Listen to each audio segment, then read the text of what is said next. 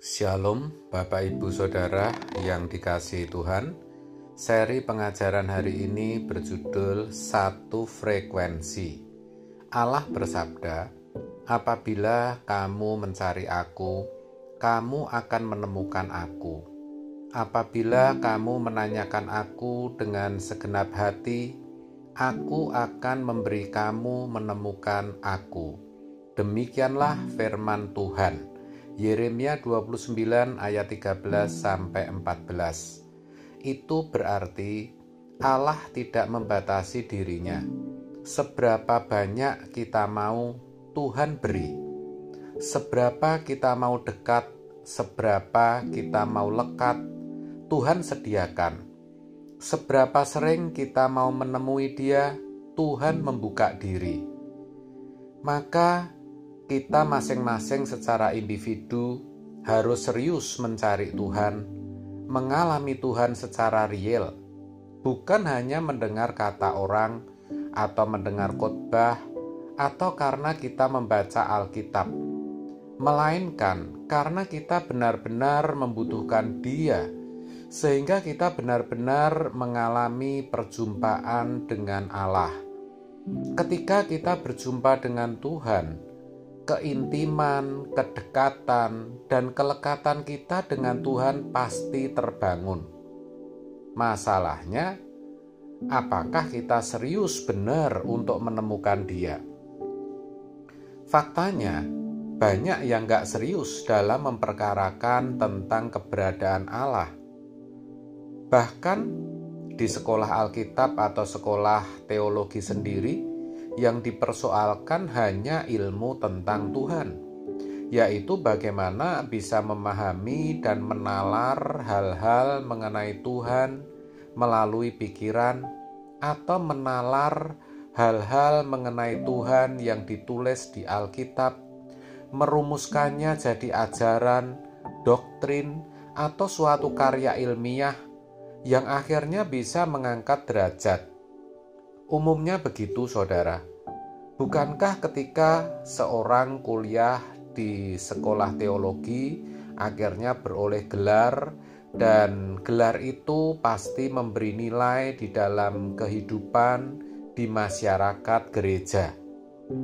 Tetapi ironinya, mereka kurang sungguh-sungguh untuk mencari Tuhan dan mengalami perjumpaan dengan Allah. Kebanyakan begitu, saudara, karena yang menentukan mereka lulus atau tidak dan bisa meraih gelar sarjananya atau tidak, itu bukan seberapa mahasiswa itu mengalami perjumpaan dengan Tuhan, tetapi indeks prestasi atau nilai yang mereka peroleh dari kegiatan akademisnya. Jadi secara rohani memang belum bisa dikatakan berhasil, bahkan kalau boleh jujur masih jauh dari standar. Jadi tidak heran kalau akhirnya jemaat pun dibawa kepada kondisi di mana tidak merasa perlu ada perjumpaan dengan Allah. Masa begitu?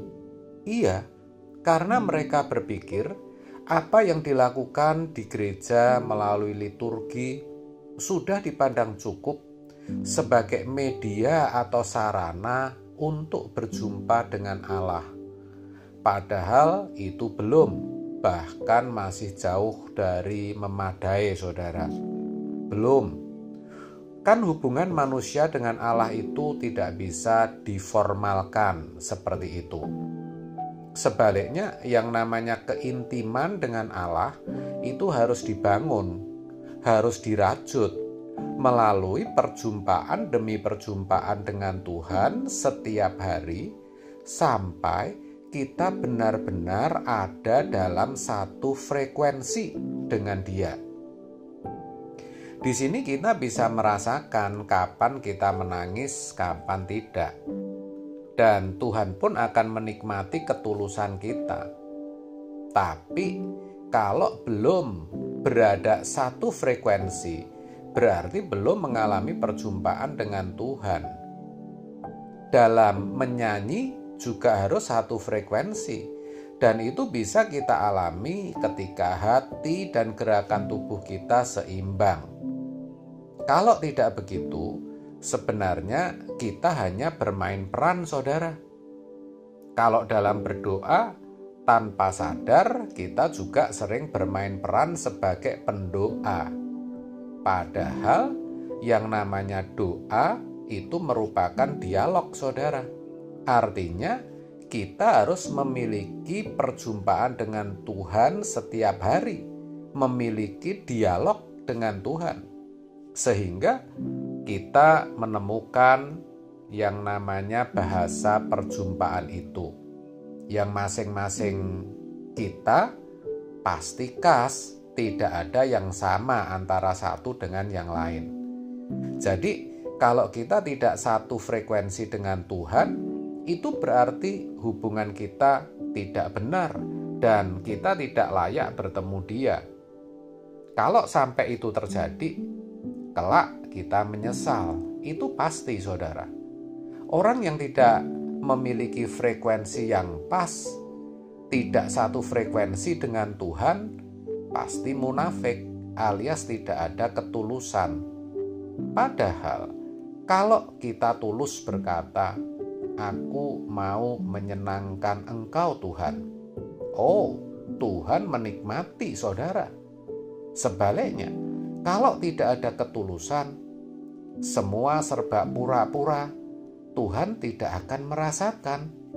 Orang yang pura-pura tidak mungkin diperkenankan masuk surga. Jadi, memang menangis itu tidak harus, tapi kalau namanya intim, bisa kita menangis. Buktinya, kalau orang bertemu sahabat yang sudah belasan atau puluhan tahun tidak ketemu, kan bisa nangis. Kenapa? Karena mereka intim. Kalau tidak intim, nggak mungkin ada air mata. Kan air mata itu menunjukkan emosi seseorang. Namanya emosi tidak kelihatan, tapi air mata adalah bahasa emosi. Begitu pula ketika kita menyentuh Allah dengan segenap tubuh, jiwa, dan roh, hati kita bisa pecah, saudara, dan kita bisa menangis. Tapi jangan terus berpikir kalau tidak menangis berarti tidak ada urapan. Wah, kalau seperti itu kita masih kanak-kanak, saudara. Tapi kalau semakin dewasa, kita tidak akan begitu. Karena kita tahu bahwa tangisan kita harus lahir dari hati. Karena satu frekuensi dengan Tuhan. Jadi, tidak semua orang yang berdoa tanpa air mata berarti tidak dekat dengan Tuhan. Saudara, maka mari kita jumpai Tuhan setiap hari sampai kita bisa satu frekuensi dengan Dia. Allah itu nyata dan hidup. Artinya kita bisa menyentuh hadirat Tuhan, dan Tuhan juga bisa menyentuh hati kita sampai kita memiliki frekuensi yang sama. Jangan kita buat-buat dan jangan berfantasi, tetapi kita harus seiring dengan Roh Kudus. Saudara, yang sering terjadi yaitu ketika suasananya begitu bagus, emosi kita berlebihan sehingga tidak lagi seiring dengan Roh Kudus. Saudaraku, rumah kita itu di surga. Yang kita mau, kita tentu didapati tak bercacat, tak bercelah. Di dunia ini, kita hanya pengembara untuk mencapai kesempurnaan dan kesucian. Kita berbenah, kita berkemas-kemas. Maka kita mesti serius berperkara dengan Tuhan. Kalau kita menyentuh Dia, pasti ada air mata. Air mata karena kita mau tidak bercacat celah. Air mata karena beban atas pekerjaan Tuhan. Ingat, Tuhan mempedulikan perasaan kita. Itulah pentingnya kita satu frekuensi dengan Tuhan. Amin. Tuhan Yesus memberkati.